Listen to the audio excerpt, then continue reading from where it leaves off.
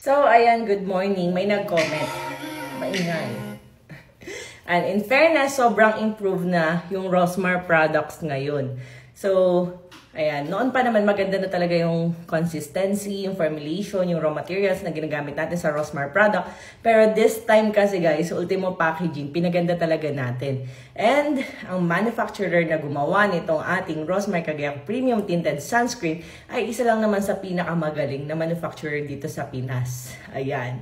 And tulad nga ng sabi ko, imported yung packaging natin. Sobrang tagal. Kaya kung out of stock, maghihintay na naman tayo ng isang buwan mahigit para paratingin ang mismong packaging pa lang itself. So wala kayong mapapagawaan ng ganitong packaging sa Pinas.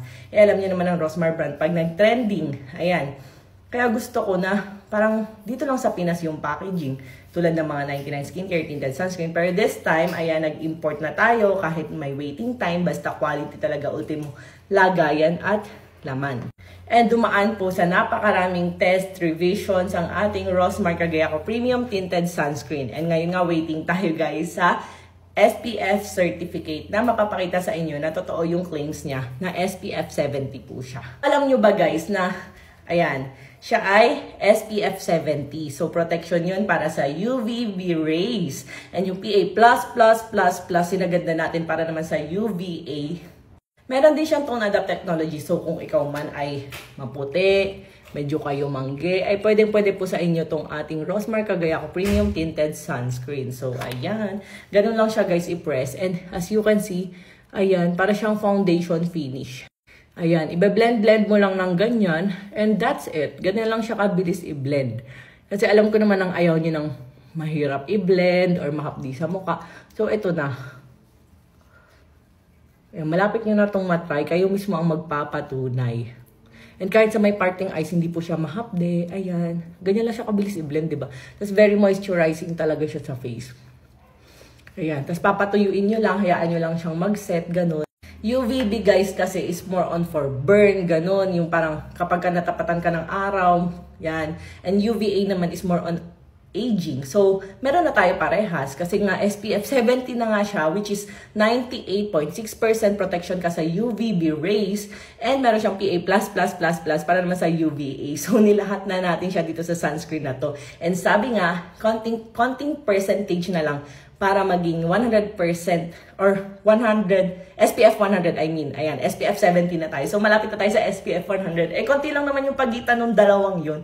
Parang wala naman na masyadong ano. So, nag-go tayo sa SPF 70. Pero syempre guys, mura lang to. Ma-avail nyo to ng mura. Pero syempre yung quality, hindi siya mawawala. Kumbaga talagang masusure ko na quality na mura pa. And yes guys, very lightweight. Parang wala kang nilagay sa face mo. Parang, ayan, ganyan lang siya. Patutuyuin mo lang. And very moisturizing din siya. Plus may anti-aging na rin siya. And may whitening effect na rin siya. Imagine na parang pinoprotektahan ka nito sa araw, sa skin cancer. Ayan, sa araw, sa hapdi ng araw, sa burn, sa sunburn. Ayan. So, ayan. Makita mo, tas may whitening effect pa. Imagine ginagamit mo to, tas parang may whitening effect pa sa'yo. Eh, di puputi ka pa kahit...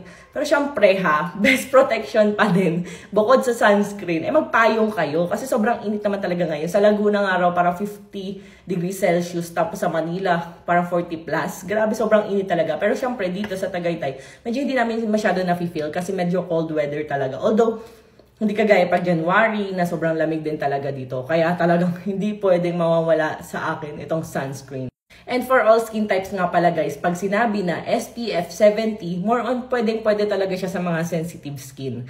Ayan, kasi alam ko ang daming sensitive skin. Ultimo ako ha, may mailagay lang ako sa mukha ko na hindi okay. For example, minsan kasi parang nag-learn din naman ako sa iba't ibang products na nabibili ko sa mall, ayan, sa SNR. Makikita niyo ako bumibili ako minsan ng mga products na nasa SNR like this. Wait lang, eto. So tulad nito, nabili ko nga to sa SNR. Ginaganyan ko siya. Every time na parang ang init, nag-spray ako nito. Ewan ko kung tubig lang ba ang laman nito. Charis. Ayan. So, parang feeling ko refreshing. And marami akong natututunan. Hindi naman porket meron kang skincare, eh, hindi ka nabibili or magta-try ng mga ibang products. Ganun. Sakit talaga ng hiwa ko. So, ayan guys. Malapit nyo nang matry itong Rosmar Cagayaco Premium Tinted Sunscreen natin. Literal na premium. Lagayan premium. Content premium. raw materials, premium. Ayan, imported pa talaga yung mga raw materials na ginamit natin dito. So, excited na ako kasi balita ko may mga mag-re-review daw ng ating product. And ayan, ayoko talaga mapahiya this time. Kaya bago natin to ilabas, feeling ko next week, ganun. Bago natin ilabas, gusto ko talagang plakado lahat para super perfect. Ayan, so malapit nyo na matry. I love you guys. And wait, pwede nga pala ito sa mga bagets, buntis at lactating.